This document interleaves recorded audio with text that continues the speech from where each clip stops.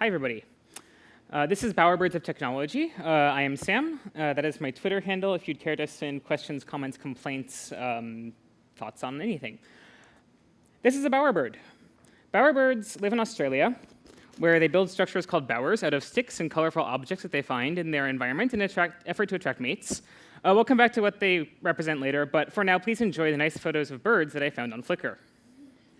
I'm going to open with a quote. Speaking of Flickr, Kyle Henderson worked there, and at one point he said, I think it was DjangoCon 2008, turns out all but 100 of the, all but 99 of, I really can't do math today, I'm gonna reset. Most websites aren't in the top 100 websites. Just read the slides, Sam. It turns out all but 100 websites are not in the top 100 websites. There we go. Okay, this is a zip distribution. It states that the number of links, traffic, users, whatever metric you want to pick by which you're measuring websites, is inversely proportional to rank among all sites. This graph happens to be Wikipedia articles, and it looks like a straight line, but the axes are log-log. Empirical studies and measurements of the web have shown that this holds true pretty much everywhere. So what I'm trying to make the point here is that most of us, excepting the people who work at Google, hi Liz, are not Google, and that is okay, because tons of products do just great at not Google scale. I'm also not Google. This is a different one of the other 7 hair colors from the last 2 years. I currently work at a company called Nuna, where we do some healthcare data processing for insurance companies and self-insured employers. And before that, I was at Twilio for 4 years. And in general, I've had roughly a decade on large and fast-growing, but not Facebook or Google scale web services. So I'm going to start today by talking about, there we go, what Google's problems are. Right? What are Facebook, Amazon, and Google thinking about? And that's things like this, right? Absurdly high throughput and data storage requirements, right? Petabytes and gigabits per second. Tens of thousands of servers in dozens to hundreds of data centers across the world. Thousands of engineers, and the ability to specialize some of those engineers into extremely small niches. And virtually limitless resources and the patience to train people on their systems. So this manifests in a few ways. Wow, I was supposed to click through those, sorry. Okay, case studies. Uber, a disclaimer, Uber has given us a lot of bad examples in non-technological things, and this is emphatically not an endorsement of any of Uber's behavior towards human beings. But Uber ran into some scaling issues with Postgres, and I thought this was interesting. They built themselves a new data store.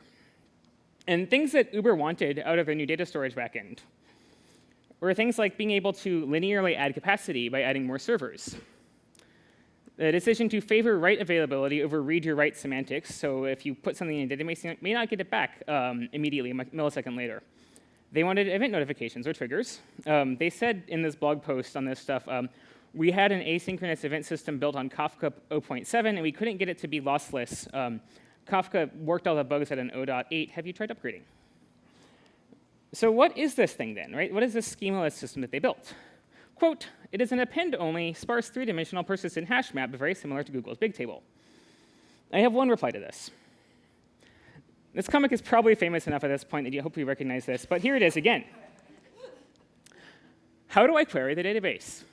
It's not a database, it's a key value store. Okay, it's not a database, how do I query it? You write a distributed MapReduce function in Erlang. Did you just tell me to go code a conduct violation myself? I believe I did, Bob. So doing things like this has a cost.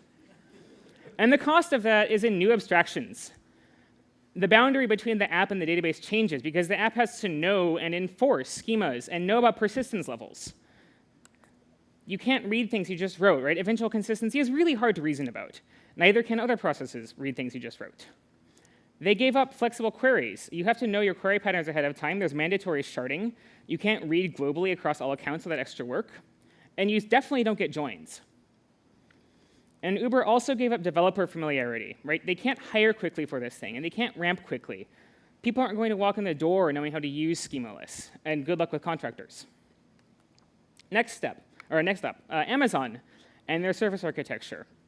I'm guessing a lot of people in this room are familiar with Steve Yegge and how a while back he quit Amazon and went to Google, and actually more recently quit Google and went somewhere else, but accidentally made public in that process a long rant at Google about how Amazon Web Services was going to eat Google's lunch. And the major focus of this rant was on how Amazon ended up with a service-oriented architecture.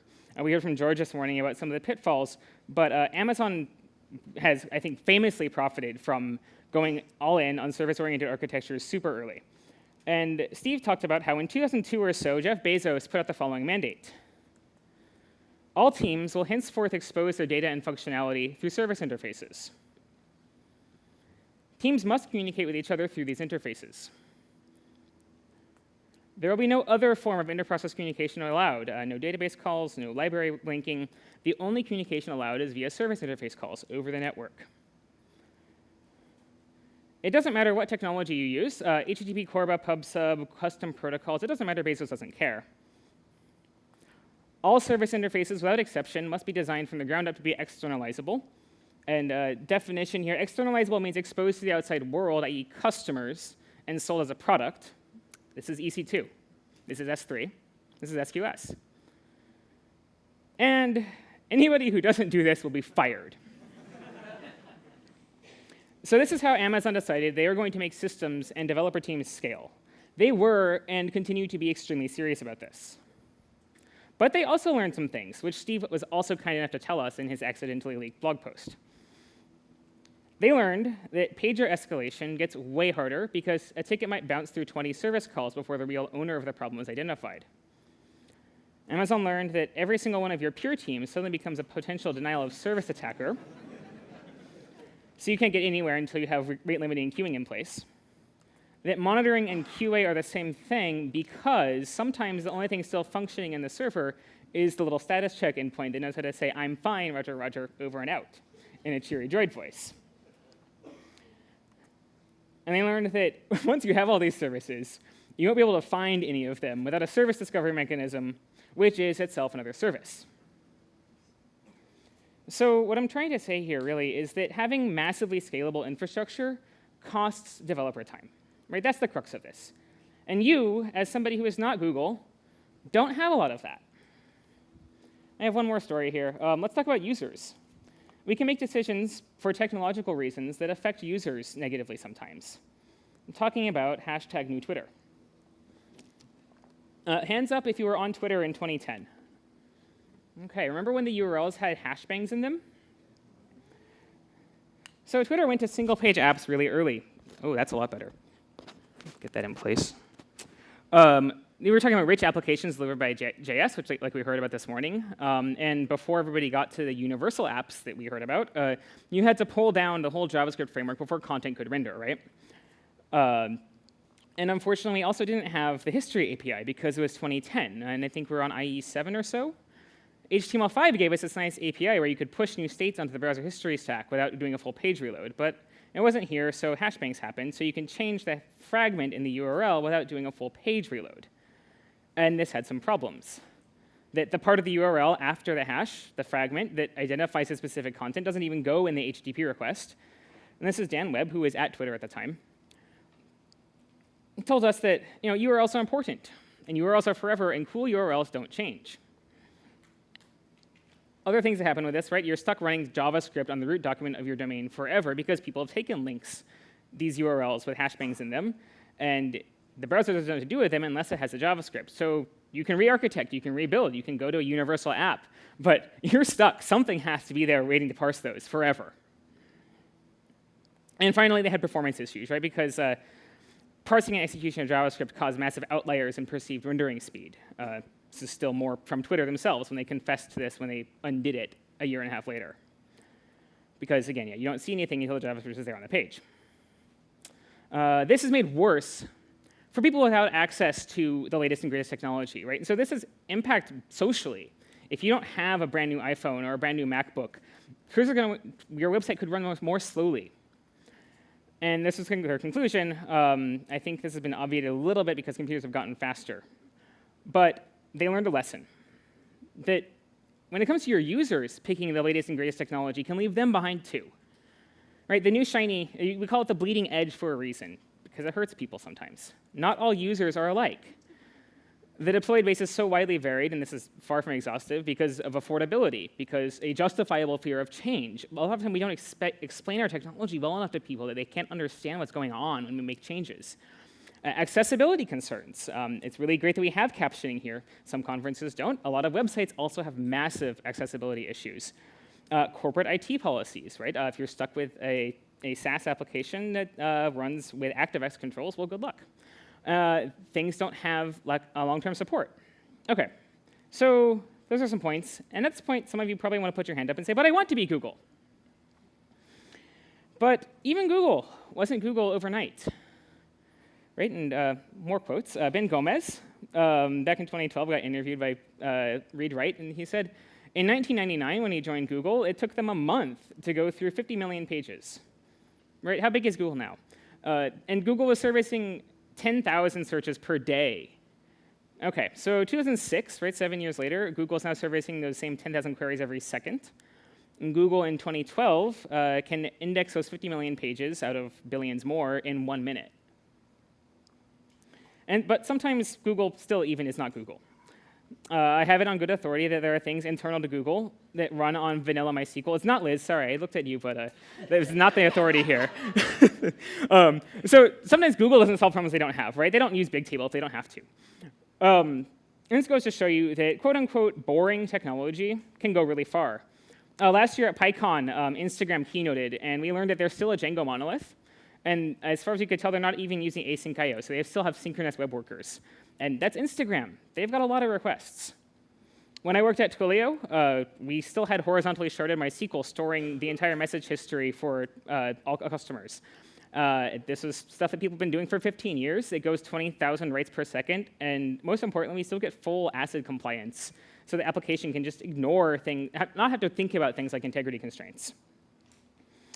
And more on this, right? If you and your team and product are lucky enough to experience the joys of irrational exuberance and exponential growth, the first part of that curve is gentle enough to give you warning, right? There's no single point where your system is going to, all at once, say, this is too many requests. I was fine at 9,999, but 10,000 requests per second, I just can't do that. I'm shutting down. That doesn't happen. They just slowly degrade, and you start violating your SLOs. So as you're scaling, find the thing that's most on fire, evolve it to better cope with your new scale, replace it if you have to, and repeat. OK, so hopefully now, those of you who are going to say, I want to be Google, are instead thinking, OK, I'm not Google yet. Now you might think, what does that mean? What do I want to worry about instead? And I'm going to say that you should worry about user trust above all else. Maintain your users' trust and meet their needs through things like fast, safe iteration. So move fast without breaking things. Your developer team's time is one of your most precious resources, so make the most of it. And you also want to have healthy teams. I'm going to talk about on-call in a little bit, but there are plenty of other things to consider here, like inclusivity, and more on this later too. So, all right, here's the metaphor. Let's be bowerbirds. We don't have to reinvent the wheel. We should build bowers instead. Like I said at the beginning, bowerbirds build structures from found materials to attract other bowerbirds. Let's say that our environment, our found environment, is the modern software ecosystem. So open source vendors, just off-the-shelf software solutions, anything you can find that's already constructed. How can we put that together? We want to have healthy relationships with our users and our team. So how can we find what we need and combine it to build a beautiful bower of technology to make our users and our developers happy? So with this tortured metaphor, I'm going to talk about technical decisions within this framework, and then how to run a team and how to run your business with this stuff in mind. So first, technology. Let's talk about picking technology. We need a bottle cap, it looks like. This bottle cap could be a database, it could be a browser framework, it could be a web server, it doesn't really matter. But what do we want to think about when we're looking for bottle caps? We want to think about how mature the project is. And right now I'm talking about open source for the most part, stuff that you can adapt probably without paying for it, and you get to understand how it works because you're going to deploy it yourself. Which means you should think about things that are not brand spanking new, right? Don't have just 3 commits on GitHub, but on the flip side are not in the Apache attic where projects go to die. You also want your project to have maintainership. And I will argue that most of the time, you don't want the maintainership to be led by the originating company or a team that threw it out if it came from inside of a large company. The Apache Foundation really is the standard here for healthy maintainership if the project isn't big enough to have a software foundation of its own. What does the release velocity from that maintaining team look like? Security. This is a big one. But quickly, search for CVEs, right? Look for exploits that are known against this thing. Count them, figure out how many there were, how quickly did they show up. Are people looking at this and need to actually report new ones? When they do show up, how quickly are they resolved? Are they resolved at all? And when they do come out with patches, how hard is it going to be to deploy this thing? Are we talking about changing a CDN pointer, or are we talking about rolling your database tier? To go with security, we have stability. There's two types here, right? I think about API stability. So is version 2.0 going to come out and break all of your library calls? And system stability, right? So does the database actually database? Also within open source software, and I talk about the project ecosystem, right? So this can mean a lot of things. This could be the library support for your languages. Are developers familiar with this thing, right? Can you hire people fast enough, unlike Uber with their custom in-house database? How fast will people ramp up on this thing? How complex is it to learn? Can you find consultants if you really need people in a pinch? If you pick tech that everybody knows, it means you're not going to have to wait 3 months for your new devs to be productive on your stack. A friend of mine, Josh, refers to the next thing as out-of-the-boxiness, or you can also think of it as the friction, right? What are the first 30 minutes like using this thing? Are there Docker files that exist if you want to deploy to a Docker cluster? Chef cookbooks if you're using Chef to cook things, right? Just how easy is it to get off the ground with? Should think about documentation. Bunch of questions here, right? So are the docs existent? Are they up to date? Are they comprehensive, searchable, discoverable? Like, can you actually get what you need out of the documentation, or are you going to go write it yourself? And support and consultants. Can you get a support contract from somebody, right? Does a persona exist for this thing? When your main database dies at 1 a.m. and your backup turns out to be corrupt, you will probably want help, and it helps be able to pay people to help you. Gets them on their side faster. And then finally, there's licensing landmines to be aware of sometimes. If you're writing mobile apps, be careful, because GPL libraries can't go in the Apple App Store unless they're dual licensed on something else. Or sometime last year, right, the Apache Foundation declared that Facebook's model of licensing and granting patents to everybody who wanted to use their software no good. Panic ensued, and Facebook ended up having to relicense React under the MIT license. OK, so that's open source, mostly.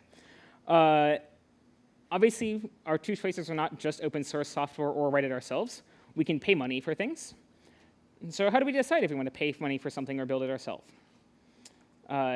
What's it going to cost to build the thing? And how long is it going to take? What do you lose in the meantime to not having this thing tomorrow? And keep in mind that there's two forms of cost and time here, right? There's not only do you not get the shiny tomorrow, you have to choose something else not to build on your feature roadmap, because you're using up some of your developer time, which we said we don't have a lot of, to build this thing. How hard is it to replace a vendor, right? What happens if spontaneous massive vendor existence failure occurs? The link between your network and their data center goes down, or if they go out of business. These are all things to consider before you just go ahead and sign a contract for some piece of software. So please keep all of that in mind. OK. Now, on to teams. How do we run our services? How do we run our projects and businesses? What do our relationships with our customers that we care about our customers and our users because we want to have 1 billion of them so we can be Google, right? What do we care about our customers? Right? How do we make sure we tell them that, they want them to trust us? And what does a healthy team look like for us to do all this work in? So teams first. I'm going to talk about a few things here, and I think there'll be echoes of stuff that's been said in greater depth earlier today already, because this is just a wonderful conference for that. But I'm going to talk about on-call. I'm going to talk about psychological safety, and I'm going to talk about inclusivity. On-call first. The industry has a problem with on-call and pager rotations. There's an extreme here that's far away from what we do as software people. And if you think about industries where life safety is critical, right, there is a completely different on-call model. Right, so we're talking about hospitals, people working at nuclear power plants, firefighters. They do some math, and it looks like this. There are 168 hours in a week. You need to have 24/7 response. A standard work week is 40 hours. That's 4.2 people. Well, unfortunately, I haven't seen a fifth of a person walking around, so it's 5. Well, crap. If you do the math backwards, that's only 32 hours per week. For PTO and 6 time, let's make it 6. Okay, put your hands up if you actually staff 6 times the developers or ops engineers to keep your site up 24/7. For the video, there are exactly 0 hands in the audience. Right. I don't think I would do this myself. I think there's a happy medium we can find. And what is a happy medium? How do we make on-call less awful? So we need to empower people to be things that are not robots. Right? Things we've learned from the DevOps and SRE movements is that employing humans to be robots is bad, so we should do less of it. On-call's job, and I think we heard about this earlier in the SRE talk, right? On-call should hopefully get paged at 2 a.m. like once a week, maybe once a month. Find the thing that broke, and ideally make it never do that again. Or if it does have to do that again, find a way to automate fixing it so that a human doesn't have to deal with it next time it happens. And your on-call team and anybody participating in it needs time and space and authority to do this. So give it to them. We should also pick appropriate levels of availability and scalability. You're not going to go from 10,000 requests per day to 10,000 per second overnight, or even in a year, or even 5 years. In terms of scalability, right, for your current services, you should know what you're able to do capacity planning-wise. And I like to say you should have an obvious path to 10x your current scale, and roughly a line of sight, an idea of how you're going to get to 100x. And you should think about how available and reliable you need to be. So this is choosing an appropriate SLO, right? Telecom, where people make 911 calls, most contracts you'll find have an SLA where you'll get money back if they go below 3.5 nines. Versus, if you're a doctor's office, you're writing an appointment system, right? Appointment reminders for doctor's offices where nobody's going to use it outside of Monday to Friday, 9 to 5. Here's the math again, in case we didn't get enough of it earlier this morning. 2 nines is 3.65 days per year, or expressed equivalently 14.4 minutes per day of downtime, right? 3 nines is just under 9 hours per year, 1.5 minutes per day. 4 nines is under an hour per year, 8 seconds per day. 5 nines, if you really want to be extreme, is 5 minutes every year of downtime. And this implies some things, right? About when your time to recovery before you incur penalties, potentially if you have this SLA, is under 10 seconds. That's not fast enough for a human to do anything, right? So 1, do you need that SLA? And 2, just don't overcommit yourself. Office appointment app, like I was saying, odds are your users won't even notice if you take it offline over the weekend to do a database migration. Okay, so yeah, we have, with a humane on-call schedule and consciously chosen SLAs and SLOs and sensible alerting to avoid fatigue, we get this culture where people who might otherwise not have joined can show up and participate in our teams, which is great. People with children, people who are disabled, etc. This goes hand in hand with the next thing, which is building a safe and inclusive work environment. So let's talk about psychological safety. This is a concept that came from a Google study on what makes the most effective teams. And basically the idea is that you need an environment where people can be comfortable and safe disagreeing with each other and having discussions without feeling like they're going to be suffering negative consequences in exchange for that. And that means inclusivity, right? This is a start towards building an inclusive team. It's not just diversity. Diversity is not enough. People of differing backgrounds need to be comfortable being themselves. And that means doing things like setting ground rules, right? Make a team charter. So things that might come up in your team charter, and this is not inclusive, or exclusive, or not all inclusive, there we go. Code reviews, right? Have rules around what those look like in terms of how fast you turn them around, what you say in them, whether you don't feign surprise at people, right?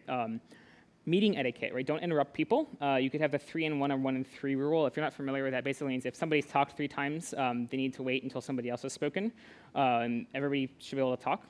Give credit to people, right? So if somebody speaks up, and then her idea gets ignored, and then somebody else brings up the same idea later, go, excuse me, I believe that was Jane's idea, right? Pass that forward. Give credit to people.